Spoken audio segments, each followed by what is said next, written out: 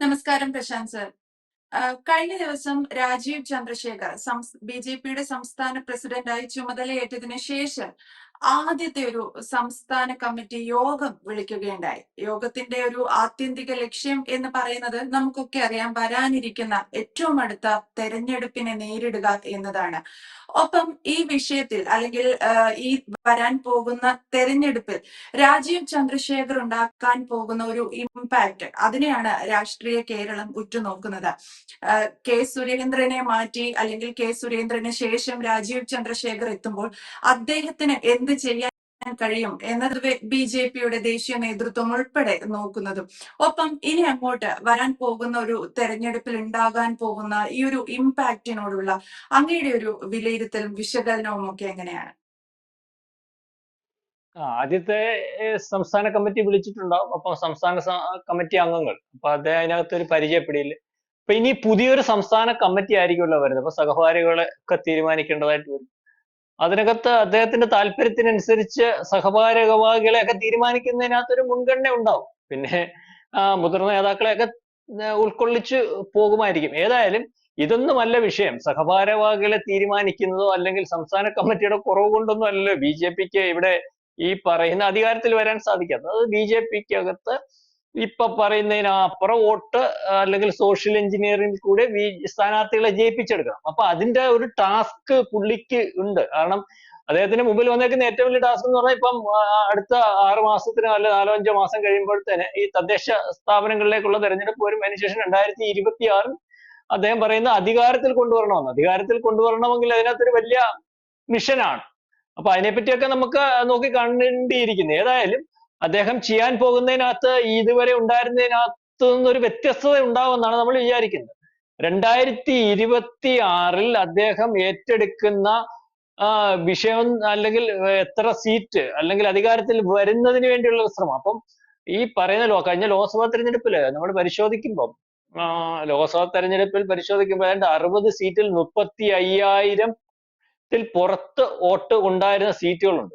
അപ്പം ആദ്യം ഒരു പക്ഷേ അദ്ദേഹം പരിഗണിക്കാൻ പോകുന്നത് ഇതുപോലെ ഒന്നാമത് വന്ന സീറ്റുകൾ, രണ്ടാമത് വന്ന സീറ്റുകൾ, പിന്നെ 35,000 വരെ നിയമസഭാ വോട്ടുകൾ കിട്ടിയ സീറ്റുകൾ, അതായത് വിവിധ 20 ലോക്സഭാ മണ്ഡലങ്ങൾക്കകത്ത് കിട്ടിയ വിവിധ നിയമസഭാ സീറ്റുകളുടെ കാര്യമാണ്. കാരണം ഇത് 35,000 എന്ന് പറഞ്ഞാൽ കുറഞ്ഞ തുകയല്ല, കുറഞ്ഞൊരു സംഖ്യ അല്ല. മനുഷ്യന് ആ സീറ്റുകളിൽ ഈ പറഞ്ഞ ത്രികോണ മത്സരം കൃത്യമായിട്ട് കൊണ്ടുവരാൻ സാധിക്കും. 2 പാറ്റേൺ ആണ്. ഒന്ന് ലോക്സഭാ തെരഞ്ഞെടുപ്പിലെ പാറ്റേൺ അല്ല, നിയമസഭാ തെരഞ്ഞെടുപ്പ് പാറ്റേൺ. അപ്പൊ അതിനകത്ത് അദ്ദേഹം ചെയ്യേണ്ട ഒരു കാര്യം എന്ന് പറഞ്ഞാൽ ലോക്സഭാ തെരഞ്ഞെടുപ്പിൽ കിട്ടിയ അതേ വോട്ട് കിട്ടാൻ സാധ്യമാകുന്ന രീതിയിൽ വർക്കിനകത്ത് വ്യത്യാസം വരുത്തണം. അപ്പം അതാണ് ചെയ്യേണ്ടത്. അപ്പം ഇപ്പം 35,000 കിട്ടിയതിന് പുറത്ത് ജയിക്കാൻ പ്രാപ്തമാകുന്ന രീതിയിലേക്ക് ആ സീറ്റുകളിലേക്ക് വോട്ട് എത്തിക്കുന്നതിന് വേണ്ടിയുള്ള ശ്രമം നടത്തണം. അപ്പൊ 2026 ഈ പറഞ്ഞതുപോലെ ഈ പറഞ്ഞ ബി.ജെ.പി എന്ന് പറയുന്ന മുന്നണി UDF-നെ മറികടന്ന് പ്രതിപക്ഷത്തെങ്കിലും വരണം. കാരണം അടുത്ത പ്രാവശ്യം ഇവിടെ LDF അധികാരത്തിൽ വരുമെന്നുള്ള രീതിയിൽ ഇപ്പൊ മാധ്യമങ്ങളൊക്കെ ചർച്ച ചെയ്തു. അതുകൊണ്ട് ഞാൻ എങ്ങനെ പറഞ്ഞത്, പ്രതിപക്ഷത്ത് വരുന്നത് അപ്പം UDF ആകും. സ്ഥിരമായിട്ട് കേരളത്തിൽ അങ്ങനെയാണ് സംഭവിക്കുക. അതിനപ്പുറം അതിനെ മറികടന്ന് പ്രതിപക്ഷത്തെങ്കിലും വരാൻ സാധിക്കണമെങ്കിൽ ഈ പറയുന്ന 60 സീറ്റിൽ 35,000 നിൽക്കുന്ന 60 സീറ്റിൽ അതിനകത്ത് ജയിച്ചു കയറാൻ പ്രാപ്തമാകുന്ന രീതിയിൽ വോട്ടിംഗ് പാറ്റേൺ ഉണ്ടാക്കുന്ന ഒരു ശ്രമം അല്ലെങ്കിൽ ആ ഒരു മിഷനിലേക്കായിരിക്കണം രാജീവ് ചന്ദ്രശേഖർ പോകേണ്ടത്. ഇപ്പൊ രാജീവ് ചന്ദ്രശേഖർ ചെയ്യേണ്ടതെന്ന് പറഞ്ഞാൽ സംസ്ഥാന ഭാരവാഹികളെ തീരുമാനിക്കുമ്പോൾ ഈ പറയുന്ന CPM-നകത്തൊക്കെ, കോൺഗ്രസിനകത്തൊന്നും പറയാൻ പറ്റത്തില്ല, കോൺഗ്രസിനകത്ത് പോലെ CPM-നകത്തെ പോലെ അതിനകത്ത് സംസ്ഥാന ഭാരവാഹികൾക്ക് ഓരോ പ്രദേശത്തുമുള്ള നിയമസഭാ സീറ്റുകൾ വീതിച്ചു കൊടുത്തിട്ട് ആ സീറ്റുകളുടെ ഉത്തരവാദിത്തം അവർക്കാക്കണം. ആ ഇലക്ഷൻ വരുന്ന അല്ലെങ്കിൽ ഇലക്ഷൻ സമയത്ത് ഉത്തരവാദിത്തം, അവരുടെ ജയിക്കുന്നത് അല്ലെങ്കിൽ വോട്ട് വർദ്ധിപ്പിക്കുന്നത് ആ BJP-ക്ക് സാധ്യത ഉണ്ടാക്കുന്ന രീതിയിലേക്ക് ആ നിയമസഭാ സീറ്റുകളുടെ ഓരോരുത്തർക്കും വീതം വെച്ച് കൊടുക്കുന്ന ഒരു അവസ്ഥ ഉണ്ടാകണം.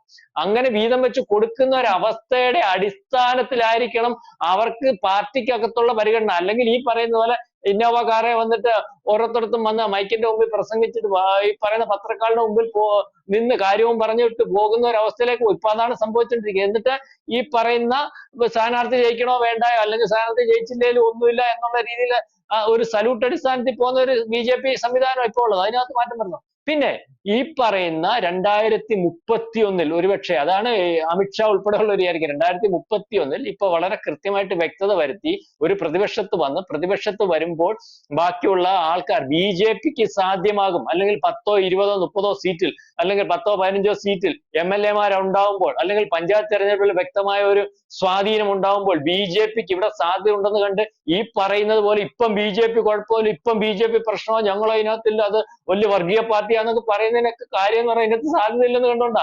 ഈ സാധ്യത വന്നു കഴിയുമ്പോഴത്തേന് ഇതിനകത്തേക്ക് ഒഴുക്ക് കൂടും. അപ്പൊ ആ രീതിയിലേക്ക് 2026-ൽ 2031-ലേക്കുള്ള കാര്യങ്ങൾ തീരുമാനിക്കുന്നതിന് സാധിക്കുമെന്നാണ് എനിക്ക് പറയാൻ സാധിക്കുന്നത്. അല്ല 2026-ൽ അധികാരത്തിൽ വരണമെങ്കിൽ അതിനകത്ത് വലിയൊരു ടാസ്ക് ഉണ്ട്. അധികാരത്തിൽ വരണമെങ്കിൽ വ്യക്തമായിട്ട് വേറെ എന്തെങ്കിലുമൊക്കെ സംഭവിക്കണം. ഇപ്പൊ ഈ പറയുന്നത് പോലെ കഴിഞ്ഞ നമ്മൾ ഒരു മാസം മുമ്പ് ഈ പറയുന്ന ഹരിയാനയിൽ ഇലക്ഷൻ, അല്ലെങ്കിൽ ഡൽഹി ഇലക്ഷൻ, മഹാരാഷ്ട്ര ഇലക്ഷൻ ഒക്കെ കഴിഞ്ഞപ്പോ ഇവിടെ ഒരു സർവേ ഇന്ത്യ ടുഡേ ഉൾപ്പെടെയുള്ളവർ നടത്തിയായിരുന്നു. അന്നേരം പറയുന്നത് ഇവിടെ ഇപ്പൊ ലോക്സഭാ തെരഞ്ഞെടുപ്പ് നടത്തിയാൽ ഇപ്പൊ ഉള്ളതിനെക്കാട്ടിൽ 7% കൂടെ വോട്ട് BJP കിട്ടുമെന്നാ. നിയമസഭാ തെരഞ്ഞെടുപ്പില്ല. അപ്പം ഇപ്പോൾ ഉള്ളതിനെക്കാട്ടി 7% BJP കിട്ടുമെന്നാണ്. പിന്നെ BJP ഒന്നാമത്തെ പാർട്ടിയാണ് കേരളത്തിൽ. അപ്പൊ ആ രീതിയിലേക്കെങ്ങാണോ അടുത്ത 2026-ൽ ഇവരുടെ പ്രവർത്തനം കൊണ്ടോ, അല്ലെങ്കിൽ ഈ പറയുന്നതിനകത്ത് വലിയൊരു രാഷ്ട്രീയ മാറ്റം കൊണ്ടുവന്ന്, രാഷ്ട്രീയ മാറ്റം എന്ന് പറഞ്ഞാൽ ഇപ്പം പറയുന്ന നമ്മുടെ ഇയാൾ ഉദ്ധരിക്കുന്ന രാഷ്ട്രീയ മാറ്റമേ ഉള്ളൂ. ആരാ? PC ജോർജ് കൊണ്ടുവരുന്ന മുദ്രാവാക്യം ഇവിടുത്തെ ക്രിസ്ത്യാനി പൂർണ്ണമായിട്ട് ഏറ്റെടുക്കണം. അങ്ങനെ പൂർണ്ണമായിട്ട് ഏറ്റെടുക്കുന്ന ഒരു അവസ്ഥയില്ല. ക്രിസ്ത്യാനി വരാം, വന്നാ കുഴപ്പമില്ല, നമ്മുടെ കൂടെ നിൽക്കും, അല്ലെങ്കിൽ അതാണ് ഇനി നല്ലത്, അധികാരത്തിൽ ഇനി വളരെ കാലമായിട്ട് ഇരിക്കാൻ പോകുന്ന പാർട്ടി BJP എന്നൊക്കെയുള്ള ഒരു തോന്നലിൽ അവർ വന്നിട്ടുണ്ട്. എന്നാലും വോട്ട് ചെയ്യുന്നതിന് വേണ്ടിയുള്ള ഒരു പൂർണ്ണ തീരുമാനം അങ്ങ് എല്ലായിടത്തും എടുത്തിട്ടുണ്ടാവണമെന്നില്ല. ക്രിസ്ത്യാനിക്ക് താല്പര്യമായി BJP, കാരണം അധികാരമുള്ള പാർട്ടിയുടെ കൂടെ എന്ന് നിന്നിട്ടുള്ളതും, അല്ലെങ്കിൽ അധികാരത്തിന്റെ കൂടെ നിൽക്കുന്ന ഒരു സ്വഭാവമുള്ളതുമായിട്ടുള്ള ഒരു സമുദായമാണ് ക്രിസ്ത്യൻ സമുദായം. അതുകൊണ്ട് തന്നെ അവർക്കറിയാം ഈ പറയുന്ന കേന്ദ്രത്തിൽ അധികാരത്തിൽ ഇരിക്കാൻ പോകുന്ന പാർട്ടി ഇപ്പം ഒരു രീതി വെച്ചിട്ട് വളരെ ദീർഘകാല അടിസ്ഥാനത്തിൽ BJP തന്നെയായിരിക്കും. അപ്പം 2026-ൽ ഈ പറയുന്ന രാജീവ് ചന്ദ്രശേഖർ എടുക്കുന്ന ടാസ്ക് BJPക്ക് കേരളത്തിൽ അനുവദിക്കുന്ന അല്ലെങ്കിൽ ഉതകുന്ന മണ്ണാണെന്ന് തെളിയിച്ചു കൊടുക്കുന്നതിന് 26-ലെ നിയമസഭാ തിരഞ്ഞെടുപ്പ് വളരെ കൃത്യമായിട്ട് മാറ്റിയെടുക്കണം. അല്ലെങ്കിൽ BJPക്ക് ഇവിടെ MLA-മാരുണ്ടാവണം. ആ MLA-മാരെന്ന് പറയുമ്പോൾ അതിനകത്ത് ഈ 60-നകത്ത് എത്ര എണ്ണത്തിനെ ഉണ്ടാക്കാൻ സാധിക്കും എന്നുള്ളത് തന്നെയാണ് അദ്ദേഹത്തിന്റെ ടാസ്ക്. ആ ടാസ്ക് വിജയിച്ചാൽ ഒരു സംശയവും വേണ്ട, 2031-ൽ അധികാരത്തിൽ വരാൻ സാധിക്കും. അതിന്റെ മുന്നോടിയായിട്ട് പറയാണ്. പിന്നെ വരുന്നതെന്ന് പറഞ്ഞാൽ ഈ പറയുന്ന പോലെ BJPക്ക് അധികാരത്തിൽ വരാൻ സാധിക്കുന്ന മണ്ണാണ് കേരളം എന്ന് കണ്ടാൽ ഇപ്പം BJP കുഴപ്പമാണെന്ന് പറയുന്നത് മുരളീധരനും ചിലപ്പം വരും, സതീശനും ചിലപ്പം വരും, KPCC പ്രസിഡന്റും വരും, CPM-നകത്തും ആളുണ്ടാവും, ഈ പറയുന്ന മാണിക്കകത്തുനിന്നും ആളുണ്ടാവും, ഘടകകക്ഷികളൊക്കെ ഇങ്ങോട്ട് വരുന്ന ഒരു അവസ്ഥ. രാഷ്ട്രീയത്തിനകത്ത് BJPക്കകത്ത് നിന്നാൽ നേട്ടമുണ്ടാക്കാൻ കഴിയുന്ന ഒരു ഇടമാണ് കേരളം എന്ന് തോന്നിയാൽ കേരളത്തിനകത്ത് ഇപ്പൊ UDF-ന്റെയും LDF-ന്റെയും ഒക്കെ കൂടെ നിൽക്കുന്ന ഘടകകക്ഷികൾ ഉൾപ്പെടെയുള്ളവർ BJPക്കകത്ത് വരുന്ന ഒരവസ്ഥയിലേക്ക് പോകും. അപ്പം ആ ഒരവസ്ഥയിൽ അല്ലെങ്കിൽ അധികാരത്തിൽ വരാൻ സാധിക്കുന്ന ഒരു പാർട്ടി തന്നെയാണ് BJP എന്ന് വരുത്തി തീർക്കുന്ന ഒരു ടാസ്ക് തന്നെയാണ് 2026-ൽ ഇദ്ദേഹത്തിന്റെ മുമ്പിലുള്ളത്. അതിനകത്ത് നമ്മൾ കഴിഞ്ഞ ദിവസം ഒരു ടോക്കിനകത്ത് പറഞ്ഞതുപോലെ ടാസ്ക് എന്ന് പറയുമ്പോൾ വെളിയിൽ നിന്ന് ആൾക്കാരെ കൂട്ടിയോജിപ്പിച്ച് BJPക്കകത്ത് വോട്ട് വർദ്ധിപ്പിക്കുന്നതിന്റെ കൂടെ നിന്ന് ആ ഒരു അവസരത്തിലേക്ക് BJPയെ കൊണ്ടെത്തിക്കുന്നത് രാജീവ് ചന്ദ്രശേഖർ ആകണ്ടെന്ന് തീരുമാനിക്കുന്ന BJP നേതാക്കന്മാർ BJPക്കകത്തുണ്ട്. അവരെയും മറികടന്ന് ഉള്ള ഒരു വളരെ വൃത്തിയായിട്ടുള്ള ഒരു മിഷനിൽ കൂടെ പോയാൽ മാത്രമേ ഇത് സാധ്യമാകത്തുള്ളൂ. അപ്പൊ അതൊക്കെ സാധ്യമാകുന്ന രീതിയിലേക്കുള്ള ഒരു ഒരുക്കം ഇന്ന് കേരളത്തിലുണ്ട്. അതിനൊരു അവസരം ഉണ്ടാക്കിയാൽ മതി രാജീവ് ചന്ദ്രശേഖർ. ഒരുക്കം എന്ന് പറയുമ്പോൾ BJP ഇപ്പം മറ്റു രാഷ്ട്രീയ പാർട്ടികളെ പരിശോധിക്കുമ്പോൾ നമ്മൾ മനസ്സിലാക്കേണ്ട ഒരു കാര്യം എന്ന് പറഞ്ഞാൽ ഇവിടെ കേരളത്തിലെ പ്രധാനപ്പെട്ട ന്യൂനപക്ഷമായിട്ടുള്ള ക്രിസ്ത്യൻ സമുദായം, അതായത് 45% വോട്ട് ന്യൂനപക്ഷത്തിനുണ്ട്. അതിനകത്ത് 30% വോട്ട് ഈ പറയുന്നത് പോലെ മുസ്ലിം വോട്ടാണ്. അത് യാതൊരു കാരണവശാലും അടുത്ത കാലത്തെങ്കിലും കേരളത്തിൽ കിട്ടത്തില്ല. ഇന്ത്യയിൽ കിട്ടിയാലും കേരളത്തിൽ കിട്ടത്തില്ല. പിന്നുള്ള 15%, ഈ 15% ഈ 45%-നകത്ത് ബഹുഭൂരിപക്ഷം കിട്ടിക്കൊണ്ടിരുന്ന UDF-ന് ഈ 15% ക്രിസ്ത്യൻ വോട്ട് ഇപ്പൊ നിൽക്കുന്ന 20%-ന്റെ കൂടെ കൂട്ടി യോജിപ്പിക്കാൻ സഹായിക്കുന്ന ഒരു സാഹചര്യം ഇവിടെ ഉണ്ട്. ആ സാഹചര്യം കൃത്യമായിട്ട് ഉരുത്തിരിക്കുന്നതിന് ഇതുവരെയുള്ള BJP നേതാക്കന്മാർ തയ്യാറായിട്ടില്ല. അതിനുള്ള സാഹചര്യം ഉരുത്തിരിയേണ്ട, അങ്ങനെ സാഹചര്യം ഉരുത്തിരിയുന്നതിന്റെ കെയർ ഓഫ് ഇവിടുത്തെ PC ജോർജിനോ ഷോൺ ജോർജിനോ ഒക്കെ ആവും.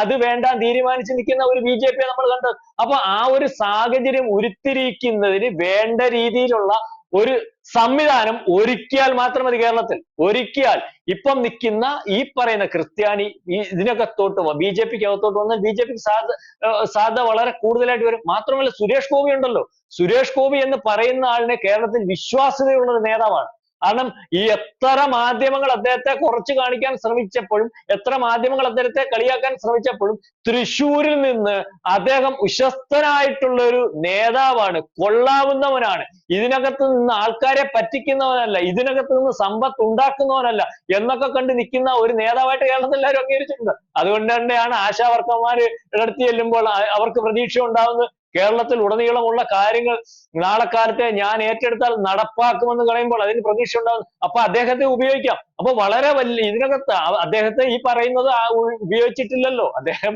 എങ്ങനെ MP എന്നുള്ള കാര്യമൊക്കെ നമുക്കറിയാം. BJP ഇല്ലെന്നൊന്നും അല്ല. പക്ഷെ അദ്ദേഹത്തിന്റെ സ്വന്തം പ്രയത്നത്തിന്റെ കൂടെ BJPയെ കൂട്ടി യോജിച്ചപ്പോൾ, അല്ലെങ്കിൽ BJP കൂടെ നിന്നപ്പോഴാണ് ഈ ജയിക്കുന്ന ഒരവസ്ഥ ഉണ്ടായത്. അദ്ദേഹം 5 കൊല്ലം അവിടെ നിന്ന് 75,000 പേരെ സ്വന്തം റിസ്കിൽ വോട്ടേഴ്സ് ലിസ്റ്റിൽ ചേർത്ത് വോട്ടർമാരാക്കി ആ പ്രദേശത്തെ ആൾക്കാരെ വിശ്വാസത്തിലെടുത്ത് ആ പ്രദേശത്തെ ആൾക്കാർ BJPക്കപ്പുറം സുരേഷ് ഗോപി വിശ്വാസത്തിലെടുത്തു. അപ്പം സുരേഷ് ഗോപിയെ വിശ്വാസത്തിലെടുത്തപ്പോൾ BJP ജയിപ്പിക്കാൻ ക്രിസ്ത്യാനി തയ്യാറായി, മുസ്ലിങ്ങൾ വോട്ട് ചെയ്തു, ജനം വോട്ട് ചെയ്തു. ഇവിടെ പ്രശ്നമല്ല, ജനത്തിന് വിശ്വാസം വേണം, ജനത്തിന് താല്പര്യം വേണം.